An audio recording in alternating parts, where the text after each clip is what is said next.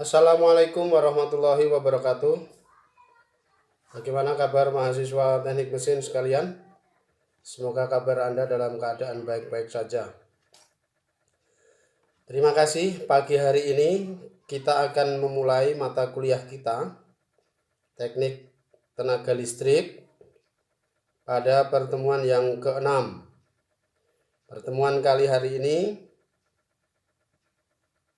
kita akan membahas mengenai motor AC. Bagaimana penjelasan lebih lanjut dengan motor AC? Sebelum mengikuti materinya, silahkan di like, comment, and subscribe bagi yang belum. Tonton videonya sampai selesai agar Anda menjadi jelas. Para mahasiswa sekalian, materi kita lanjutkan. Kemarin sudah kita bahas mengenai motor listrik DC. Sekarang kita lanjutkan dengan motor listrik AC.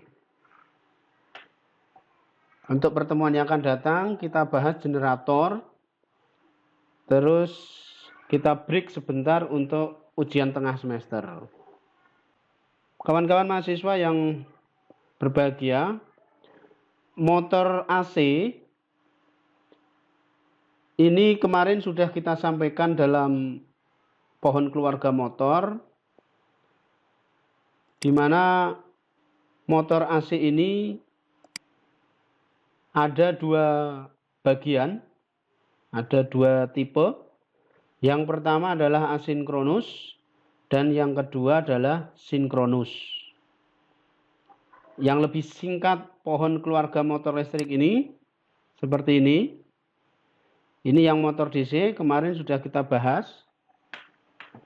Sekarang kita membahas yang kotak merah ini, motor arus bolak-balik atau AC. Nah, yang asinkronus di sini kita sebut dengan motor induksi. Motor induksi ini adalah motor yang paling banyak digunakan di industri. Sehingga saat ini kita lebih menekankan pembahasan kita pada motor induksi ini.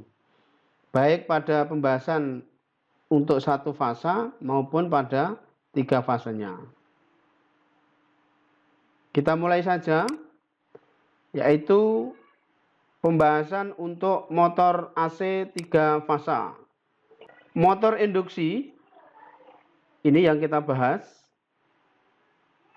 adalah suatu mesin listrik yang merubah energi listrik menjadi energi gerak dengan menggunakan gandengan medan listrik dan mempunyai slip antara medan stator dan medan rotor. Jadi bagian dari motor itu nanti bagaimana kita sampaikan kemarin di motor DC, ada stator, ada rotor. Nah, dari kedua medan tersebut, motor induksi ini memiliki slip di antaranya. Lebih jelasnya nanti kita bahas.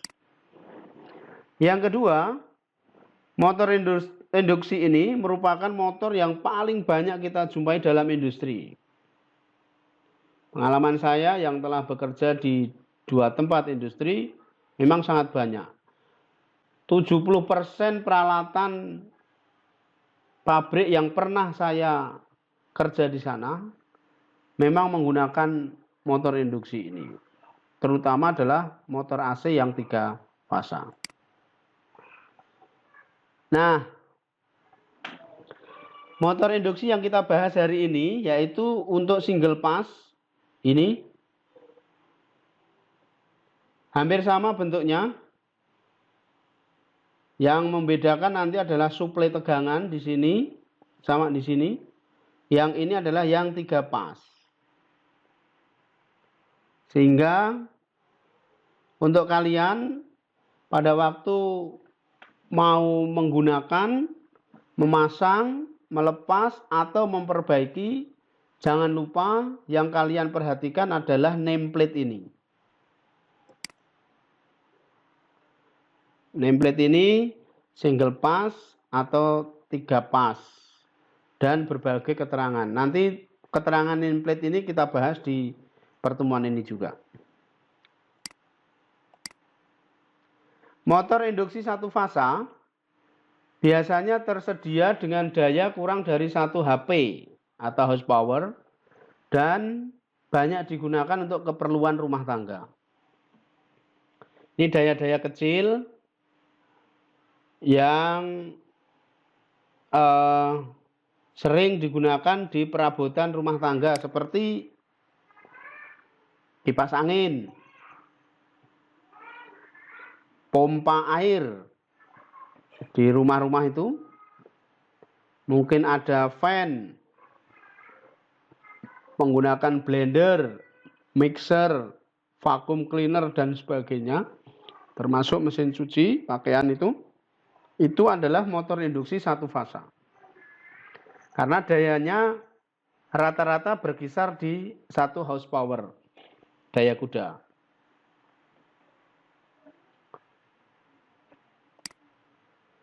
Nah, konstruksi umum dari motor induksi satu fasa adalah seperti ini. Semoga kalian pernah dan berani bongkar pasang ini. Jangan hanya berani bongkar tetapi tidak berani pasang. Bongkar saja ini juga memerlukan keterampilan tersendiri. Anda perhatikan ini adalah fan cover, penutup kipas. Jangan pernah tidak dipasang, ini menimbulkan bahaya karena kipas ini berputar. Ini adalah kipasnya. Ini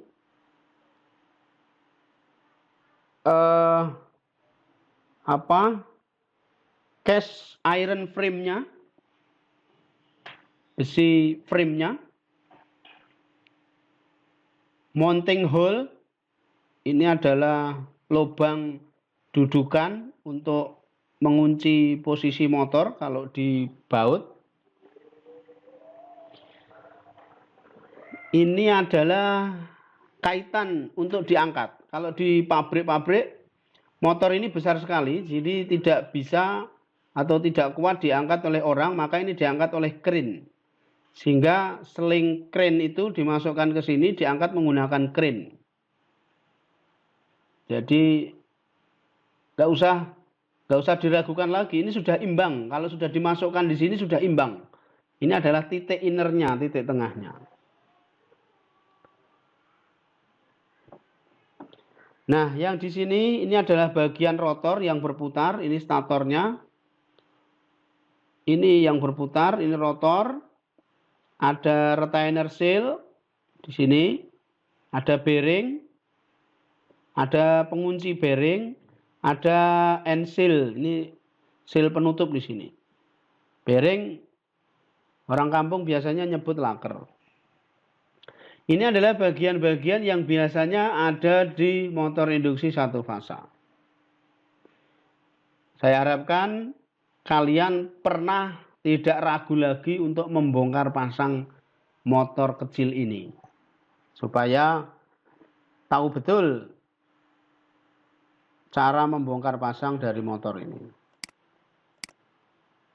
Konstruksi motor induksi satu fasa hampir sama dengan konstruksi motor induksi 3 fasa. Nanti kita bahas yang 3 fasa. Yaitu terdiri dari 2 bagian utama, stator dan rotor, bagian yang diam dan bagian yang berputar. Ini yang berputar, ini yang diam. Ini rotor, ini statornya. Keduanya merupakan rangkaian magnetik yang berbentuk silinder dan simetris. Di antara rotor dan stator ini terdapat celah udara yang sempit atau yang disebut dengan slip.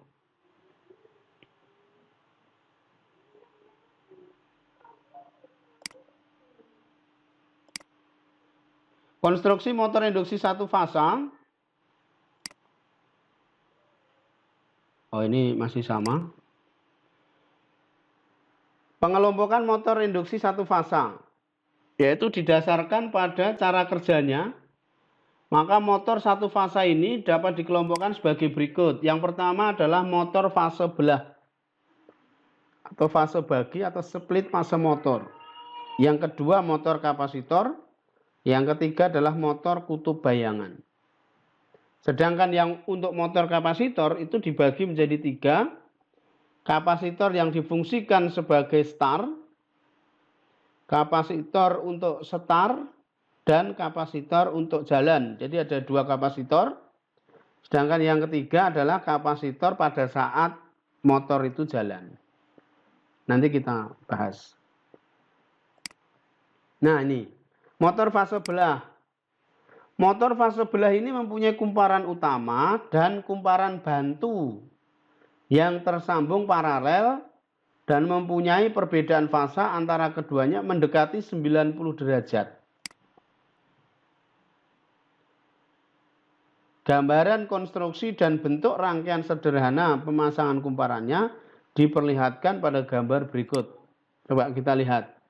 Ini adalah bentuk konstruksi dan hubungan kumparan motor induksi fasa belah.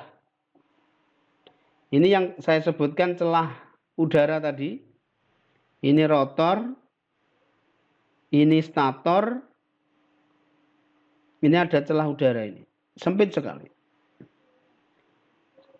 Nah, yang hole tidak ada hitamnya, ini adalah kumparan utama untuk windingnya.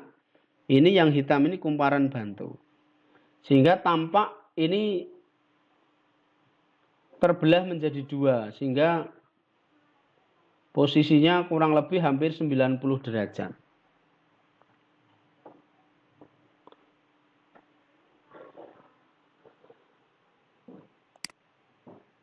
Yang kedua adalah motor kapasitor. Motor kapasitor ini merupakan bagian dari motor fasa belah. Namun yang membedakan kedua motor tersebut adalah pada saat kondisi star motor. Motor kapasitor ini menggunakan kapasitor pada saat startnya yang dipasang secara seri terhadap kumparan bantu. Kita lihat ini. Ini tadi di motor belah di sini ya, motor fase belah ini. Terus kita tambahkan dengan kapasitor star ini. Nah, sehingga ini tampak sama seperti motor belah tadi, namun ditambahkan dengan kapasitor star.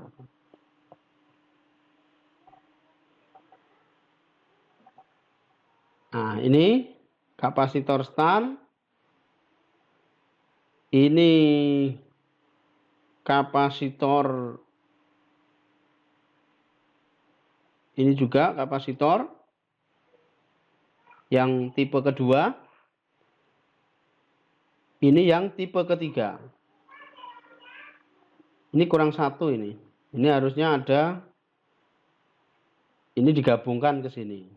Ini setar, ini jalan. Ini jalan saja. Jadi ini ditempelkan ke sini menjadi 2 bagian. Sehingga ini ada yang setar, ini ada yang jalan. Yang ketiga, ini ketiga ya, adalah motor kutub bayangan. Motor kutub bayangan atau shaded pole ini menggunakan kutub magnet. Stator yang dibelah dan diberi cincin pada bagian kutub yang kecil yang disebut kutub bayangan. Dan sisi kutub yang besar disebut kutub pokok. Unshaded pole dengan rotor yang biasa digunakan adalah rotor sangkar tupai. Nih, yang dibentuk bersirip seperti ini. Ini kutub utamanya, ini kutub belahnya, ini belitan hubung singkatnya atau cincinnya, ini rotor sangkar, ini belitan stator. Ini yang sirip apa ini? Warna ini yang membedakan. Gambar di atas menunjukkan sebuah kutub dari motor kutub bayangan, kira-kira sepertiga dari kutub diberi alur. Yang tadi saya bilang sirip itu. Yang selanjutnya dilingkari diberi cincin dengan satu lilitan hubung singkat dan dikenal dengan kumparan bayangan. Kutub yang diberi cincin ini dikenal dengan nama kutub bayangan. Makanya motor ini dinamakan motor kutub bayangan. Medan putar yang dihasilkan pada motor jenis ini adalah karena adanya induksi pada cincin hubung singkat yang terdapat pada kutub bayangan yang berasal dari pengaruh induksi magnet pada kutub yang lainnya. Sehingga motor ini menghasilkan flux magnet yang berputar. Ini penjelasan dari motor kutub bayangan. Nah, ini adalah kurva perbandingan dari motor induksi satu fasa, baik yang split fasa, shaded pole, kapasitor start and run, kapasitor start, semuanya dapat terlihat di sini. Perbedaan yang mencolok adalah terdapat pada changeover of centrifugal switch. Inilah yang paling pokok dari pengaruh dipasangnya kapasitor. Pengaruh nyata yang terlihat ini adalah torsinya. Jadi pemasangan kapasitor untuk start itu torsinya hampir 400. Kalau dipasang start dan run pada saat starting mulai dan pada saat berjalan berarti stabil itu adalah hampir 500. Sedangkan optimalis speednya itu berada di sekitar 80%. Ini perbandingan karakteristik dari pemasangan kapasitor baik dalam posisi saat jalan maupun pada saat posisi sudah jalan. Sehingga perbedaan yang paling nyata adalah berada di besarnya torsi yang dihasilkan. Baik, kita lanjutkan. Motor induksi 3 fasa.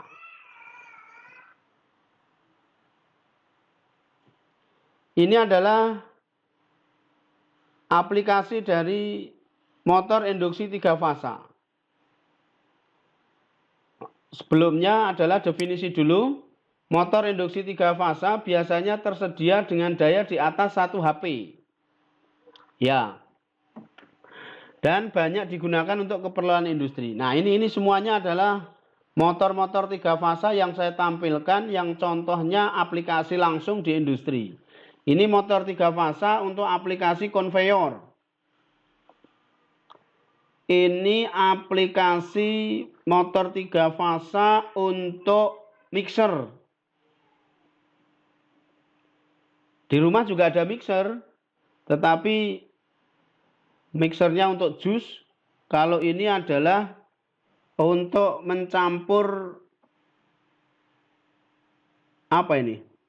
Sehingga memerlukan daya yang besar, yaitu adalah motor 3 fasa. Ini adalah motor untuk aplikasi pada vakum. Ya, vakum di pabrik. Jadi dulu di perusahaan yang pernah saya bekerja, di sana membuat asbes. Nah, asbes itu dalam mengangkat asbes basah sebelum dicetak menjadi gelombang, itu berada di konveyor datar. Nah, setelah dicetak, dipotong, hasil dari cetakan dan potongan itu diangkat menggunakan vakum, disedot, baru ditaruh di asbes besi sebagai cetakan, sehingga asbes yang menggunakan menggunakan semen, air, fiber dan sebagainya, itu dicetakkan di asbes besi itu ditumpangkan. Nah, cara mengangkat dan menumpangkan itulah menggunakan vakum, sehingga memerlukan daya yang besar. Konstruksi motor induksi 3 fasa, ini kalau dibedah dalemannya itu seperti ini.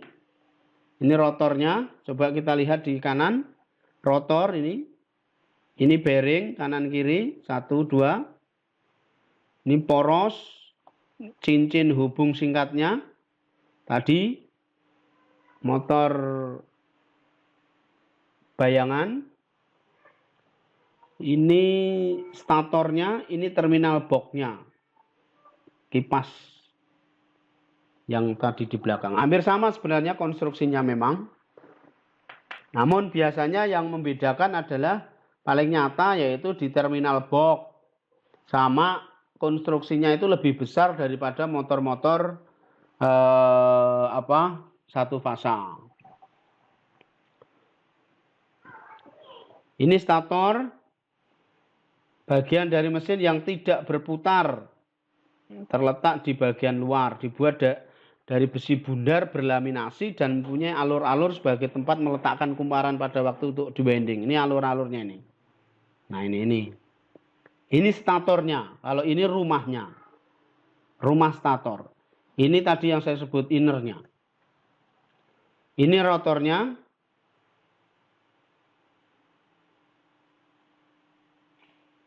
Keuntungan dari motor 3 fasa ini, konstruksinya sangat kuat dan sederhana. Terutama bila motor dengan rotor sangkar. Itu lebih kuat dan lebih sederhana. Harganya relatif murah dan kehandalannya tinggi. Iya. Efisiensi relatif tinggi pada keadaan normal. Tidak ada sikat sehingga rugi gesekan kecil. Ya, motor ini tidak menggunakan karbon brush. Sebagaimana yang kita bahas di motor DC. Biaya pemeliharaan rendah karena pemeliharaan motor hampir tidak diperlukan. Namun demikian, tetap perlu kita cermati, selalu kita bersihkan pada saat itu digunakan.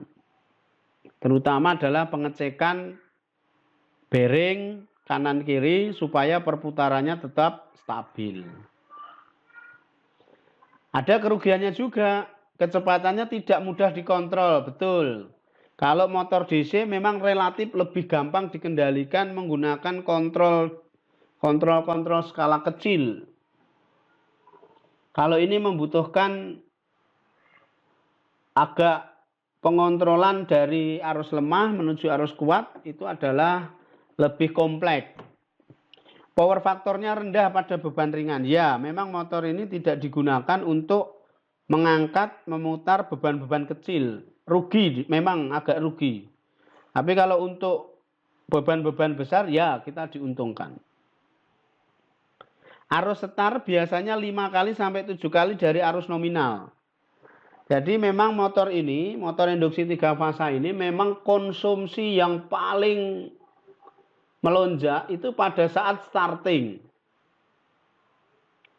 Maka untuk menghindari naiknya arus starting, maka dilakukan pengasutan, pengontrolan terhadap arus starting ini supaya bisa menekan penurunan, tidak 5-7 kali lipat ini.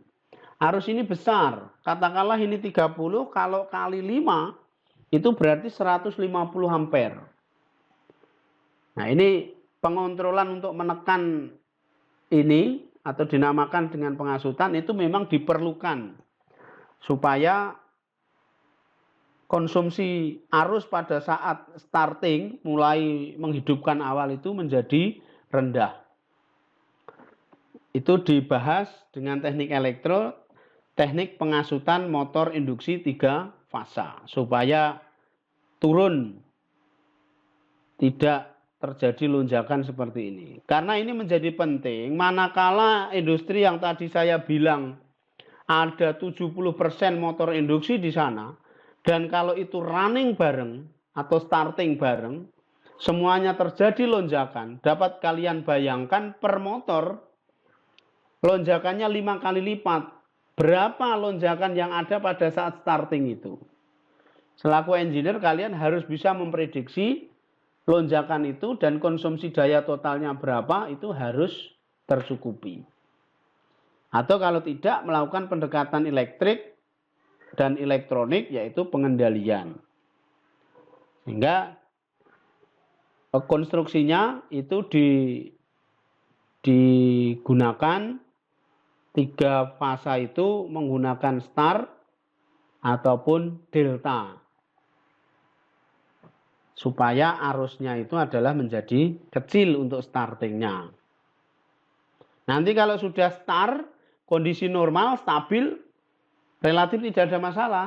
Yang diantisipasi itu adalah memang lonjakan arus pada saat itu starting. Ini yang harus kita antisipasi. Prinsip kerja dari motor 3 fasa ini, Anda perhatikan. Karena ini 3 fasa, maka satu fasanya ini adalah 120 derajat. Ya. Sehingga arus pertama kali yang muncul di sini ini adalah arus IA. Ini.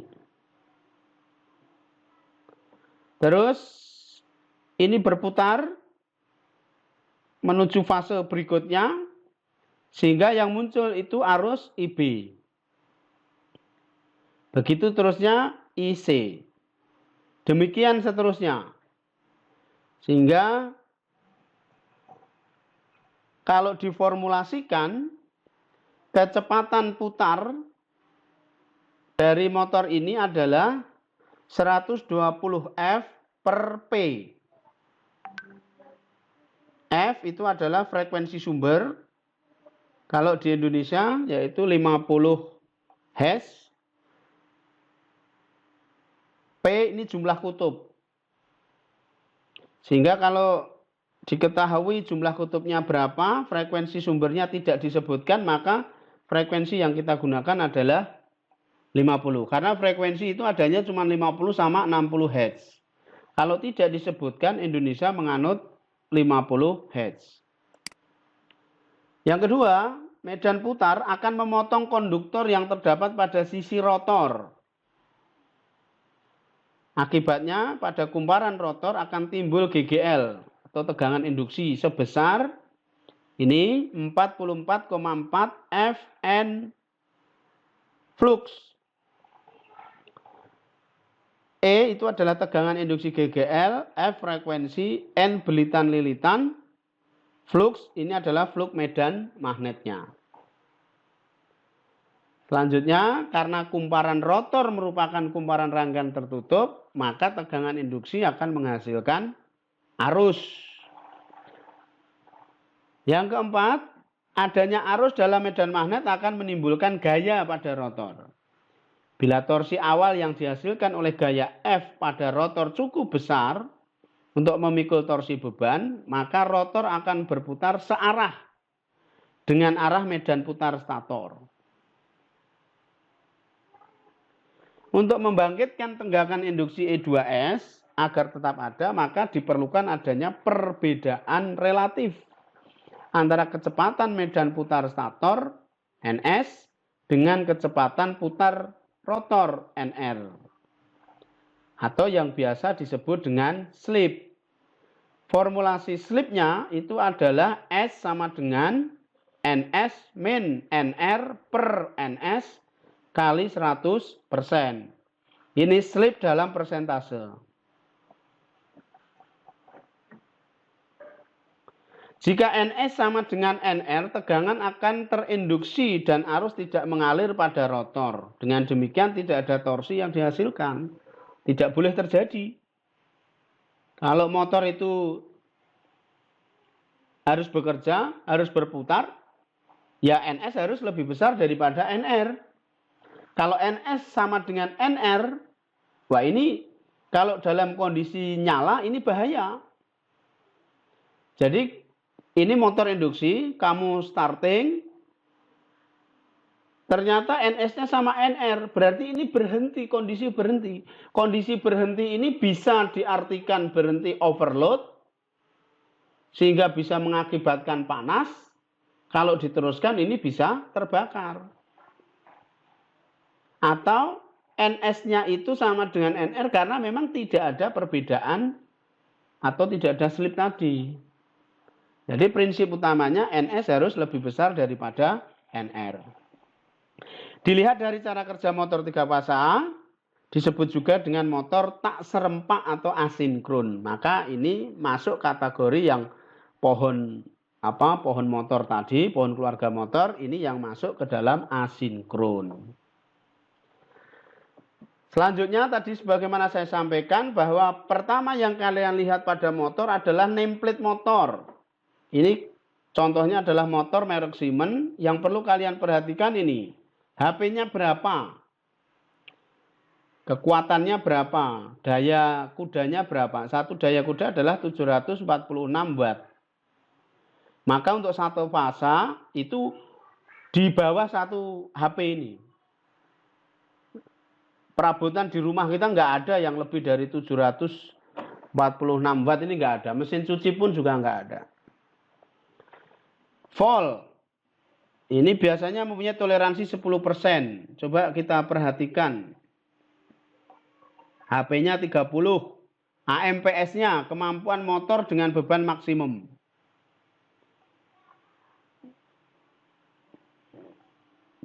RPM, ini adalah kecepatan putar rotor. Hash 60. Voltnya adalah 460 volt. Service faktor, ini service faktor 1,15. Faktor perkalian kemampuan daya mekanik di mana motor bisa dioperasionalkan. Ini harus kalian perhatikan. Biasanya juga di dalam tutup cover terminal itu ada konstruksi.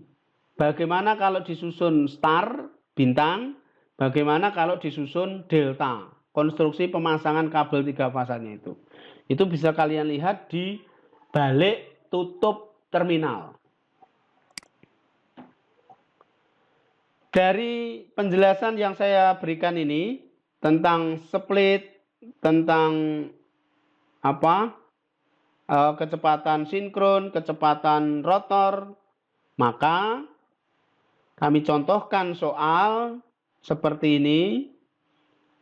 Sebuah motor 6 kutub disuplai dari sumber 50 Hz fasa 3. Kecepatan rotor pada beban penuh adalah tentukan kecepatan sinkron dan medan magnet, slip per unit, kecepatan rotor untuk sebuah hasil beban yang dikurangi di slip S sama dengan 0,01.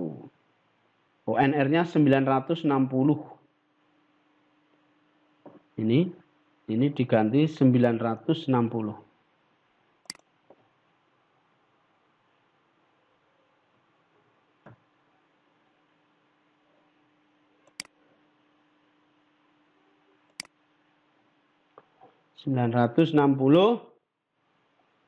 Coba kita lihat P-nya, jumlah kutubnya 6, frekuensinya 50 Hz, kecepatan rotornya 960 rpm. Berapa kecepatan sinkronnya? NS sama dengan 120 kali 50 dibagi 6, 1000 rpm.